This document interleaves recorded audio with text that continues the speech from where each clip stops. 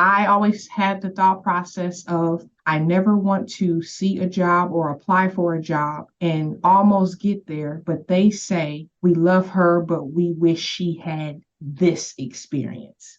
And that's how I structured everything that I did.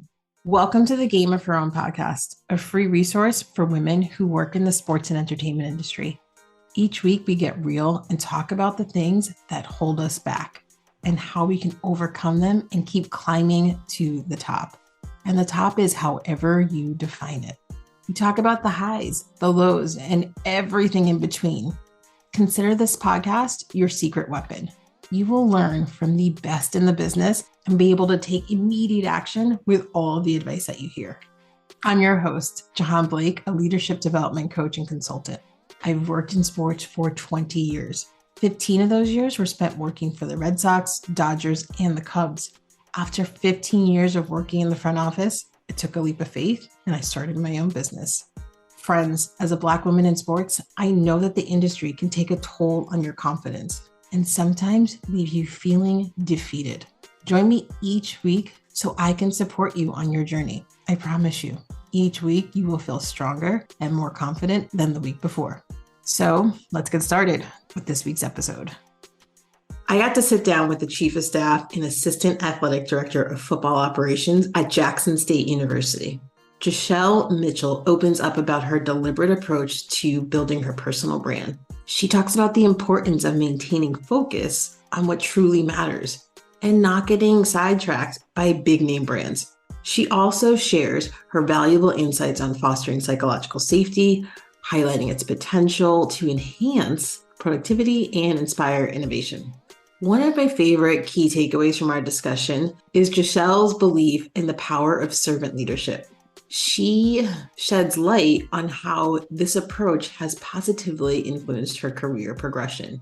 Interestingly enough, she also talks about her decision not to prioritize money early in her career, and she gives a refreshing perspective on career growth and personal satisfaction. Y'all, this episode is filled with practical advice and great insights from Jashell's impressive journey in the sports industry. All right, Game of Her Own listeners, let's do this. Jashell, welcome to the Game of Her Own podcast. I'm glad you're here. Awesome. Thank you so much for having me.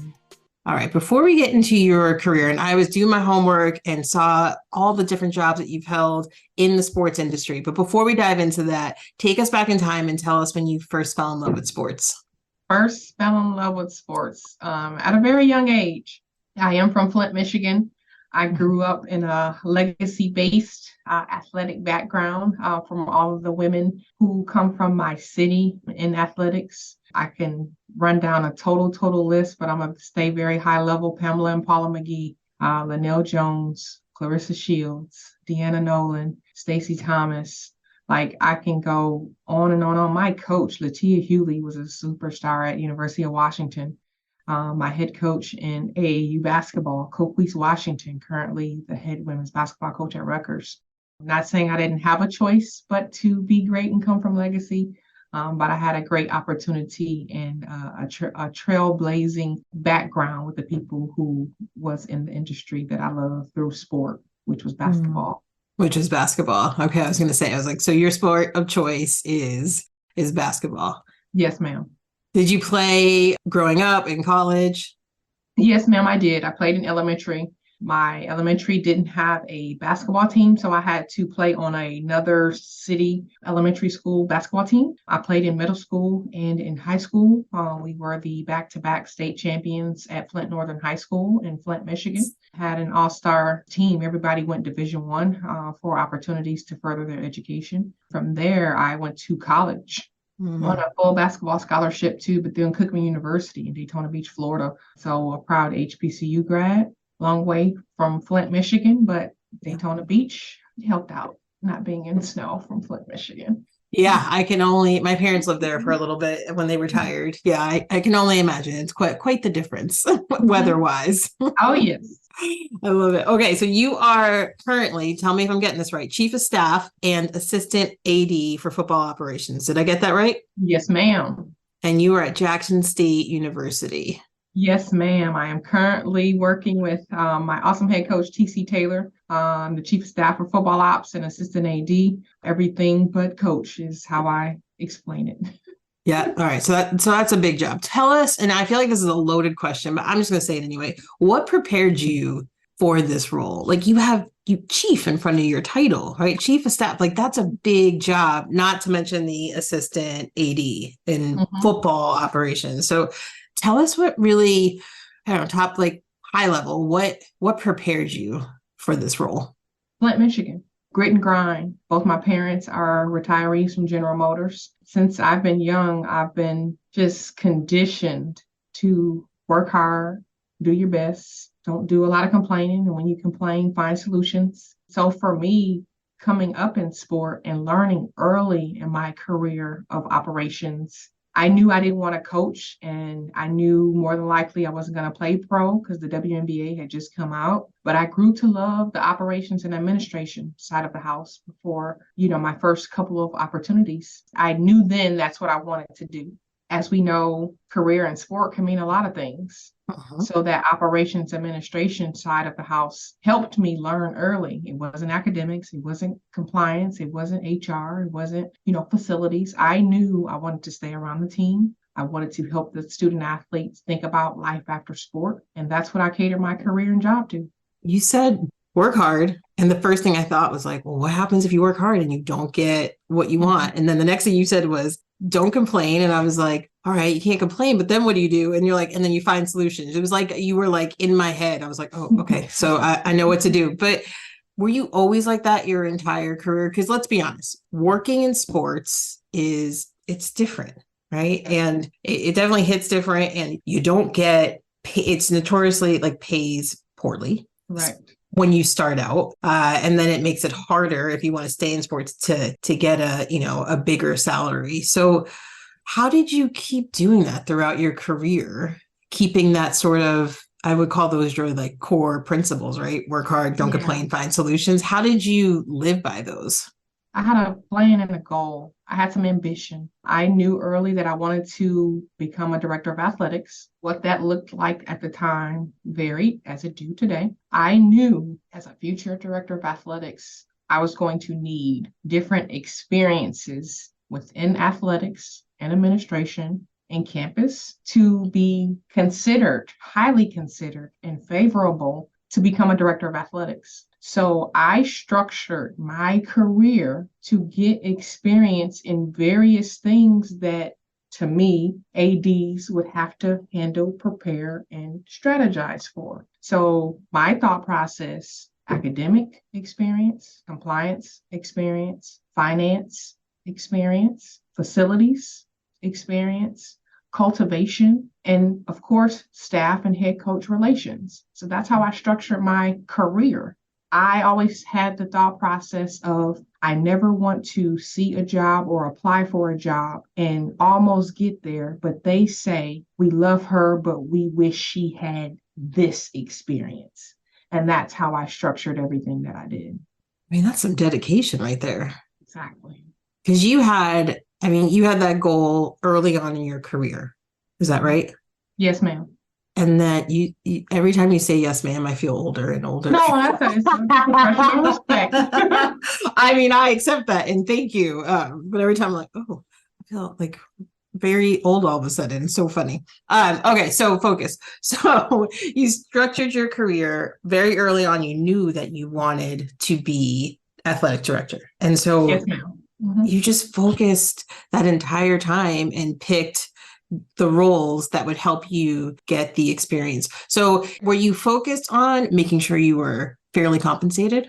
At first, I didn't worry about the money. Was it important? Yes. But I knew as a graduate assistant or entry level professional or mid level professional, no, it wasn't going to be compensation that just changes my whole life. I understood that I was going to have to make some sacrifices, i.e., location, i.e., job, i.e., job title, i.e., who I worked for, worked with, and where at. But I also understood just let me get in the door and I'll do the rest, was my thought process. So I knew, yes, I may have taken a job that wasn't paying X amount of dollars, but I knew going in, let me work hard. They're going to see my work ethic. I'm going to build relationships, make them understand like, hey, these are my goals and dreams. And they're going to say like, hey, okay, she's with it. She gets it. And that's what I did. So I knew the money would come. At the same time, the experience, the location. My first job was at a Power 5, University of Arizona, basketball operations. But guess what? At that particular time, depending on which industry you're in, Power 5, Group of 5, FCS, HBCU, no matter who you are, that may not mean something to you. But for me, I knew early having Power 5 experience, Group of 5 experience, or HBCU, FCS experience was going to validate certain things that I have done or been around. And I knew that early on as to why I chose different jobs and experiences that I chose. All right. So experience over compensation. In certain aspects, yes. And especially early in your career. Correct. Sometimes I'm like, should you have cared about money a little bit more when I was early in my career? But like, it was the experience for me. Correct. The experience they can't take back.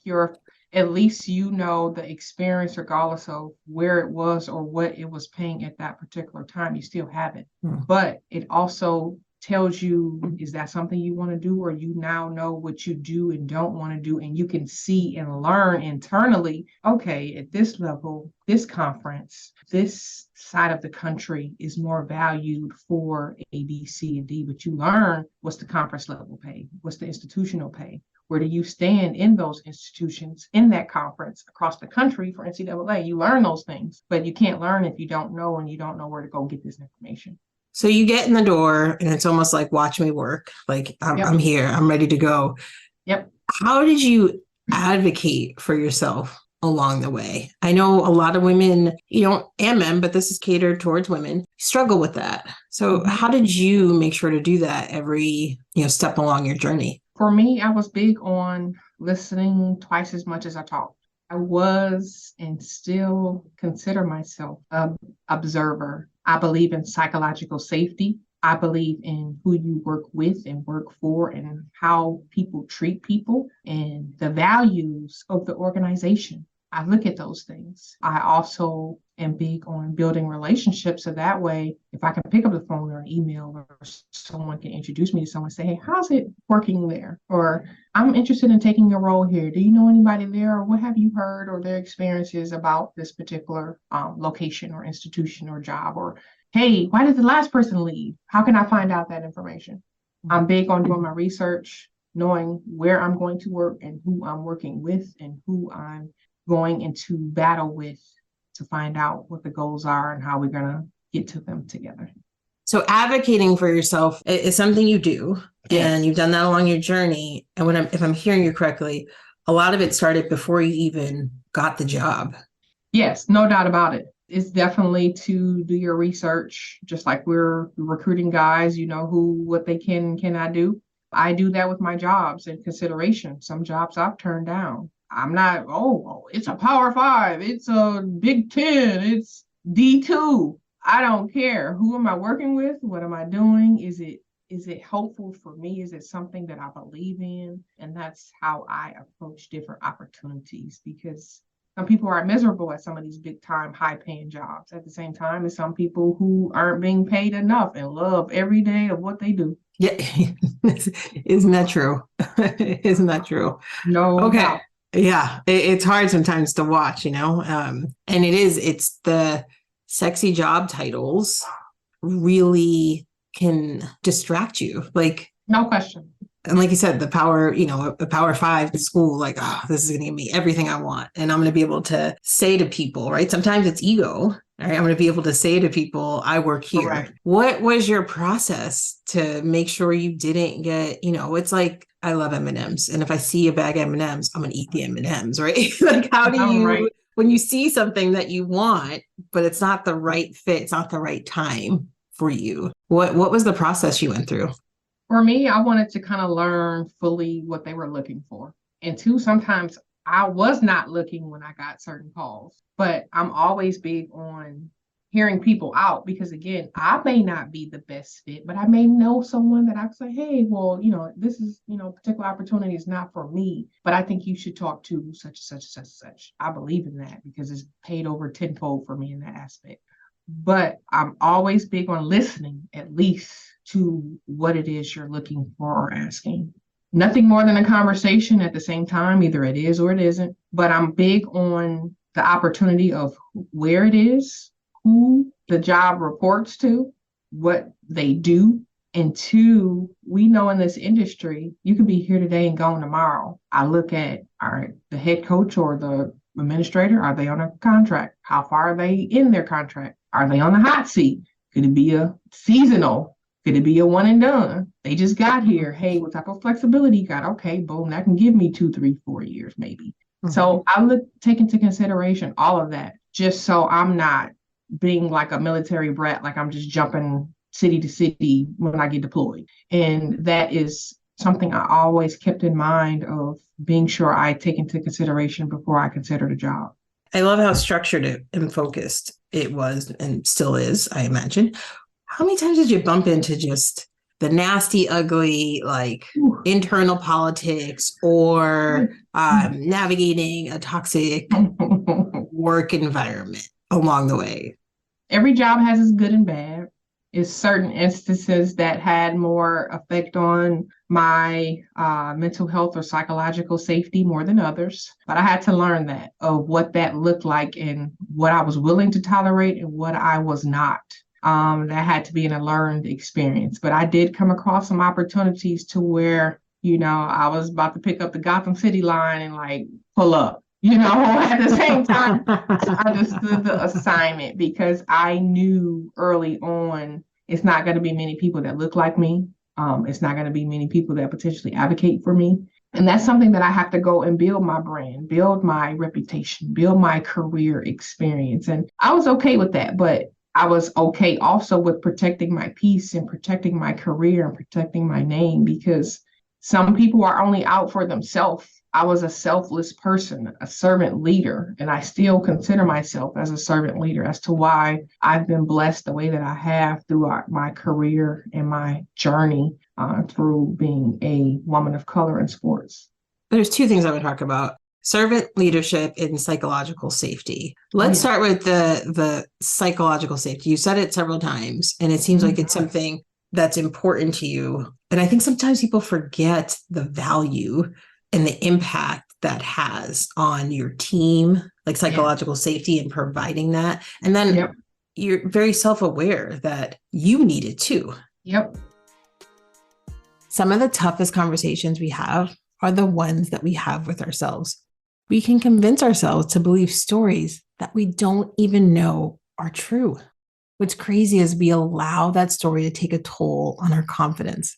Have you been there before? I know that I have. We get in our heads. We beat ourselves up. Here's some tough love. Nobody's got time for that. We are high achieving women who have big career goals.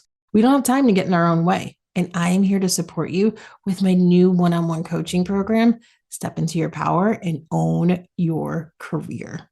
My clients have told me that when we work together, I've helped them get out of their own way, regain their confidence, learn how to manage their emotion and mindset. They've told me that they've been able to get their voice back and use it with confidence. The most important thing, they've told me that we've identified the obstacle that was getting in their way.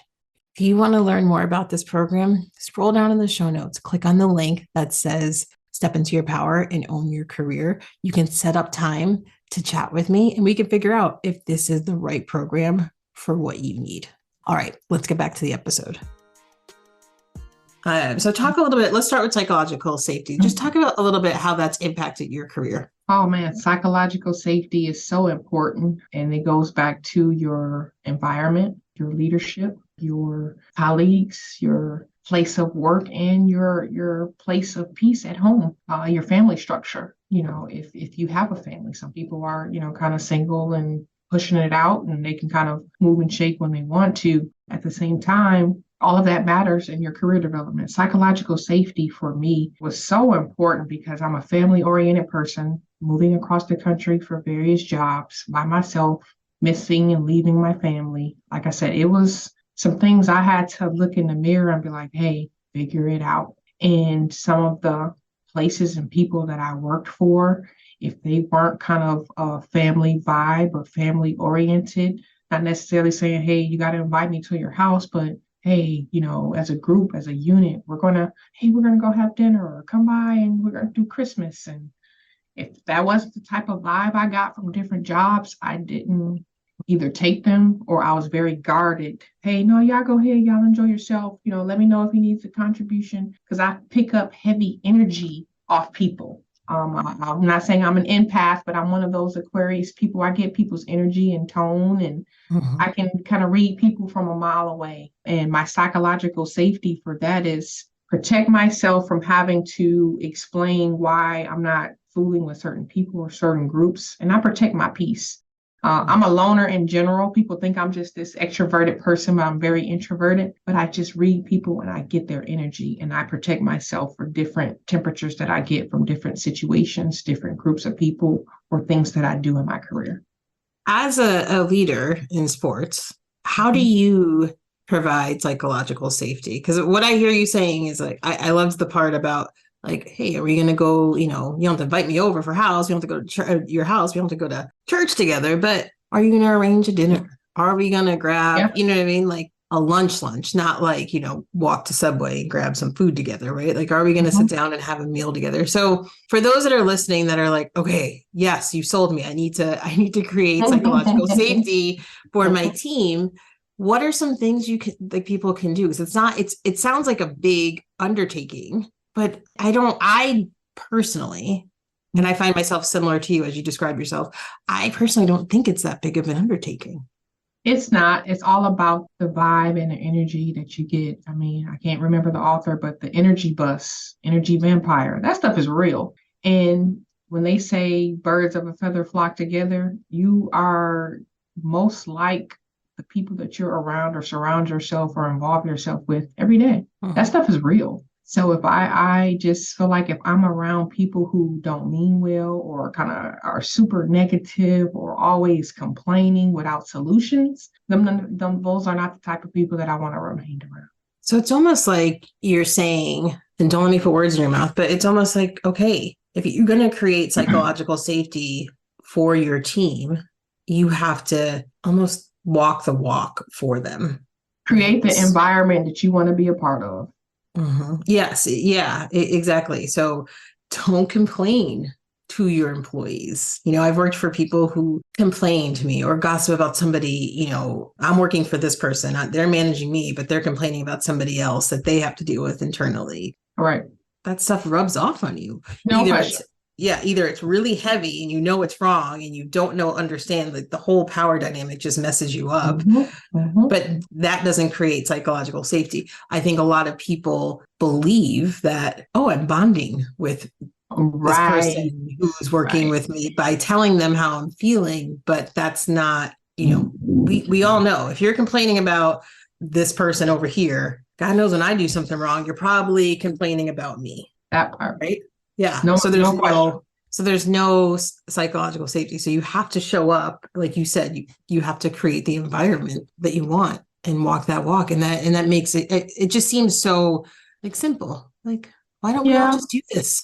Right. But I mean, what we know in sport, yes, to protect yourself, your mental health and your energy, but we also know it's a certain percentage that you have to play the game to get what you want out the situation or the career or the job that you have. So weigh your options of what you're willing to adjust from what you're looking for in your career, or how do you speak up for yourself and advocate for positive outcomes, but don't beat yourself down when you see something that you want to complain about without a solution. Be solution oriented. But if that solution isn't something that you guys can come up with, that you got to choose, hey, this is what I'm going to put up with, or make your exit strategy. It's one or the other. Exactly. There's two options. And if you're pushing and you're pushing and you're pushing and you're not getting what you want, well, how long are you going to put up with it? Yeah. For me, and this, it's different for everybody, but for me, it was experience that made that window much shorter of putting up with stuff. No question.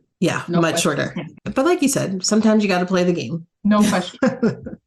Like, What okay, you need let's, to get in, get yeah, out. Get yes, in, get out. exactly. What do you need from this? And try to protect your mental health and remember why you're still dealing with it and putting up with it. No question. All right. Well, then now I feel like the person listeners are saying, well, then how do I protect my mental health? Because my manager is driving me mad, or my leadership is driving me mad, but I know I need to stay here for another year to Right. get what I need out of this role. So I know we've all been there. So what are some best practices for you in terms of protecting your mental health? For me, protecting my mental health is I take advantage of my resources here for the current job that I work for and any job in the past. Look at my resources, my benefits package. What's in it? I mean, don't just go to it when you have an emergency. So I'm big on looking at the benefits package too, on the resources that we have. Within my last couple of opportunities, I really honed in on my mental health, being that I'm away from my family, don't get to go home most holidays. So all of that plays a part in how I show up to my job. I take care of 130 people each week. So for me, it's the little things, spending time with my family, being with my dog or going to get my hair done, my nails done, getting a massage. It's the little things, going for a walk or having a mental health day or, the little things. It doesn't have to be a big, I need to go for 2 weeks to Turks and Caicos and dip my toes in the water. Yeah, that's helpful. Wouldn't mind doing it. Right. I want to be real with myself. I know I can't go for 2 weeks and the world will blow up when my kids will be like, Miss Mitchell, where you at? So I'm mindful, but it's the little things. Whatever it may be painting, it may be art, it may be a glass of wine with your friends on the weekend. It's just remembering and forcing yourself. Maybe that's not the right way to say it. To do I the wouldn't little necessarily say force. It just what's important to you, make it happen. Yeah, I like that better. There's sometimes when there's so many like the little things and I just don't even do them because I'm so exhausted. So for Mm-hmm. me, like, okay, what makes you happy? Just go do it. Like once you're on the other side, you know how you're going to feel. So for me, that's working out and having that 1 hour or 45 minutes in that zone of Mm-hmm. pushing myself. When I wake up, I do not feel like doing it. But when I'm done, I know I'm going to feel great. And then I know what the rest of my day is going to look like. No question. Yeah. So it's making that time. Okay. Let's talk about servant leadership. So that's your superpower. Yes. And you say, Yes. no job above me, no job below me. Because I think sometimes people get lost in the sauce with these high and fancy titles. At the same time, if you still got to go put up chairs, if you go drive the golf cart, if you got to go be the ADA usher for the game this week, you got to get done. So you're going to tell these people, oh, no, that ain't my job. I'm not a big person of saying that's not my job. Like, hey, well, look, how can I assist? How can I help? Is this what you need me to do? Or this is what needs to be done? That's where I am. And that has gotten me a long way in my career of having that mindset because sometimes people get lost in the sauce with job titles. And that's why certain phone calls aren't being had because if you feel like you're at a certain level, and I get it, I'm in the C-suite. I don't park cars at the gala fundraiser. Look here, give me my jacket. These your keys? Oh, here you go. Like, Yeah. I don't believe in big boying or high profiling people or things, or I just look at it like if it was me, how would I want somebody to approach or do me and make me feel? Were you ever afraid that being able to jump in and help, no job too big or no job too little or below you? Do you ever feel like, well, now the organization's going to take advantage of me because they knew, you know what, I was the usher the other day, the ADA usher, and then the other day I helped with cars. Now they're going to start asking me to do all these little things. You got to pick and choose your battles. Again, if it's not your cup of tea for that day, that week, that event, it is what it is. At the same time, what you're willing to do and what you won't, because again, it still needs to be done. So I just, have that mindset no matter who you are, what you do, as long as you guys come together as a team and as a unit and strategize and get it done, I'm all for it. You must get to, your students, or did you affectionately call them your kids? Is that? Yeah, I try to stay Yes. away from that because I know they be looking at me like I'm crazy, but I have an affinity. I have an affinity for these students to serve them because we're here for them. if it wasn't for the student athletes, we all wouldn't have jobs. So I try to go above and beyond my capacity of being able to provide without any rule breaking or getting in trouble for it. I don't do that type of stuff. At the same time, if it's in my wheelhouse and in my capacity to help and assist, I definitely, with all my might, try to do so. So psychological safety, servant leadership, you stretch the bounds, with your students in terms of what, is allowed and to help them. How do you manage your work-life balance? Do you have one? Is that a thing? That's definitely a thing. I wouldn't necessarily say balance. I would say definitely flexibility. I have an awesome support in my fiance, Mario Cross, who is in a separate state right now. He's in the state of Michigan, my home state, and I'm here in Mississippi. But that's something that we came together as a unit to communicate about his career and my career in goes back to what I said, sacrifice. So I took this job with his support, with a plan mapped out as well, of what we are going to do. So within the last 10 months since I've been in Mississippi, we've had flexibility of either him coming to visit, or he'll meet us at certain games, or I'll go home. So it's a concerted effort for us to make time to see each other and support and provide the support that we both need in our various areas. So it's all about a collaborative partner. Understanding partner, because we know in sport, you're here today, going tomorrow, you're traveling 3 days a week, every weekend, you're out the door, you're living out of a suitcase. Certain things may fall by the wayside, but that phone call, that dinner, that picture with your family or your support, or just, hey, thinking of you, those mindful things, those love language things, you can't lose track of that for your personal life and your professional life. You guys live in different states. Yes, for now. And you're not the first guest who has had that situation. And it was for now, and they now live in the same city. But, that's some sacrifice. Big sacrifice. He understands the assignment, and so do I. And I'm trying to get an A+ on it. I love that. That is a perfect time to segue into rapid fire before we wrap up. Are you ready? 12 questions. First thing that comes to your mind. Yes, ma'am. I'm ready. She was smiling. I was like, oh, wait, is she about to leave? No, I'm ready. All right. What is your favorite sports moment? Super Bowl Atlanta. Never forget it. My assignment was to take care of Dr. Bernice King and the King family, as well as John Lewis and the former mayor of Atlanta and his wife. That part. Wow. That was my Super Bowl assignment, was to get them to the tailgate, the commissioner's suite, to their suite, anything they needed for the game. Super Bowl Atlanta, that was my assignment. So that will be my sports moment that will forever be in my mind. All right. Everyone's listening to that going, that's impressive. Right. But also, how did you get that role? Was that when you were working for the NFL or? Yes. Okay. Yep. Right. When I worked at the NFL league office, it's 100 miles an hour during Super Bowl, and some of the senior administration, they had 5 jobs doing 12 things. And I got a phone call from, Roger's office and saying, hey, this is what's going on. Are you willing to assist and to help us in da-da-da-da? And these are the people I said, the King family? Like, Martin Luther King, like what? John Lewis, like the former mayor of Atlanta, like yes. Yeah. Oh, you may miss the game, I'm not worried. I don't care about the game. Nope, we sure don't.